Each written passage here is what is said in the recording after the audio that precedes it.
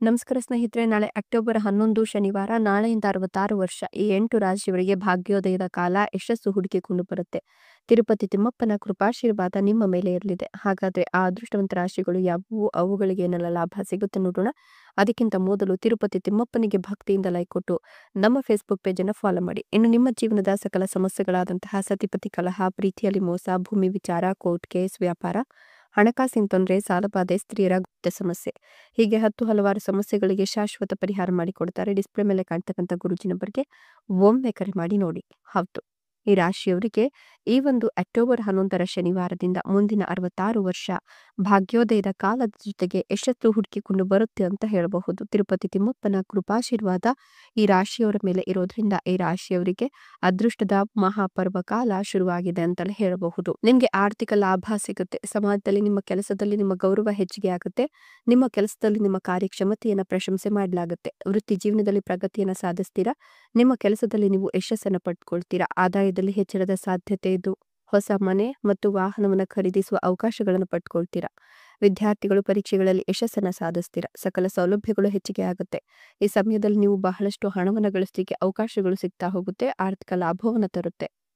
ಮುಖ್ಯವಾಗಿ ಅನೇಕ ಮೂಲಗಳಿಂದ ಬಹಳಷ್ಟು ಹಣ ಬರುತ್ತೆ. ಆದಾಯದಲ್ಲಿ ಹೆಚ್ಚಳ ಕಂಡು ಬರುತ್ತೆ. ಪ್ರತಿಯೊಂದು ಕೆಲಸದಲ್ಲೂ ಯಶಸ್ಸನ್ನು ಪಡ್ತೀರಾ.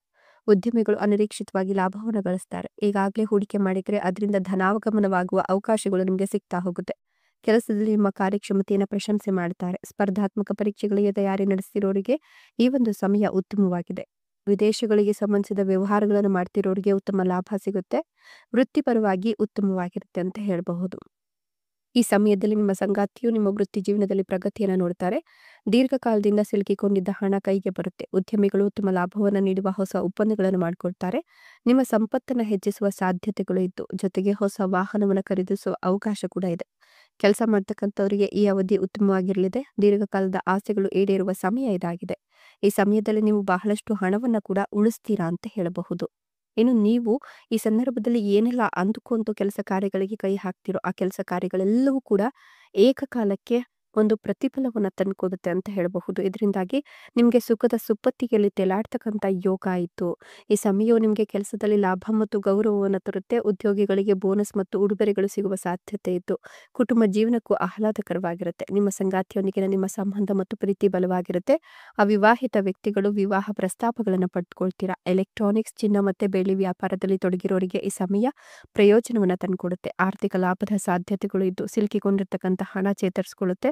ವಿವಾಹಿತ ದಂಪತಿಗಳು ಸಂತೋಷದ ದಾಂಪತ್ಯವನ್ನ ಆನಂದಿಸ್ತಾರೆ. ನಿಮ್ಮ ಸಂಗಾತಿಯು ಸಹ ಪ್ರಗತಿ ಸಾಧಿಸ್ತಾರೆ.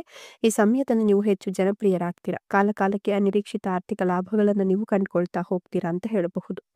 ಈ ಸಮಯದಲ್ಲಿ ನಿಮ್ಮ ಗೌರವ ಮತ್ತು ಪ್ರತಿಷ್ಠೆ ಪಡಿತೀರಾ. ಇದಲ್ಲದೆ ನೀವು ಸಂಶೋಧನೆಯಲ್ಲಿ ತೊಡಗಿದ್ರೆ ಈ ಸಮಯ ನಿಮಗೆ ಅನುಕೂಲಕರವಾಗಿರುತ್ತೆ. ನಿಮ್ಮ ಧೈರ್ಯ ಮತ್ತು ಶೌರ್ಯ ಹೆಚ್ಚಿಗೆ ಆಗುತ್ತೆ. ಪೊಲೀಸ್ ಅಥವಾ ಸೈನ್ಯಕ್ಕೆ ಸೇರಲು ತಯಾರಿ ನಡೆಸ್ತಿರೋರಿಗೆ ತಮ್ಮ ಪ್ರಯತ್ನಗಳಲ್ಲಿ ಯಶಸ್ಸು ಸಿಗುತ್ತೆ. ಈ ಸಮಯದಲ್ಲಿ ನಿಮ್ಮ ನಿಯೋಜಿತ ಯೋಜನೆಗಳೇನಿದೆಯಲ್ಲ ಅದೆಲ್ಲವೂ ಕೂಡ ಯಶಸ್ಸನ್ನು ಕಾಣುತ್ತೆ ಅಂತ ಹೇಳಬಹುದು. ಎಷ್ಟೆಲ್ಲ ಲಾಭ ಮತ್ತು ಅದೃಷ್ಟವನ್ನು ಪಡೆದಿರ್ತಕ್ಕಂಥ ಅದೃಷ್ಟವಂತ ರಾಶಿಗಳು ಯಾವುವು ಅಂದ್ರೆ ವೃಶ್ಚಿಕ ರಾಶಿ, ಧನು ರಾಶಿ, ಮೇಷ ರಾಶಿ, ವೃಷಭ ರಾಶಿ, ಕನ್ಯಾ ರಾಶಿ, ಕಟಕ ರಾಶಿ, ಸಿಂಹ ರಾಶಿ, ಮೀನ ರಾಶಿ. ಇವುಗಳಲ್ಲಿ ನಿಮ್ಮ ರಾಶಿ ಇದ್ದರೂ ಇಲ್ಲದಿದ್ದರೂ ಓಂ ನಮೋ ತಿರುಪತಿ ತಿಮ್ಮಪ್ಪಾಯ ಅಂತ ಕಮೆಂಟ್ ಮಾಡಿ. ಧನ್ಯವಾದಗಳು.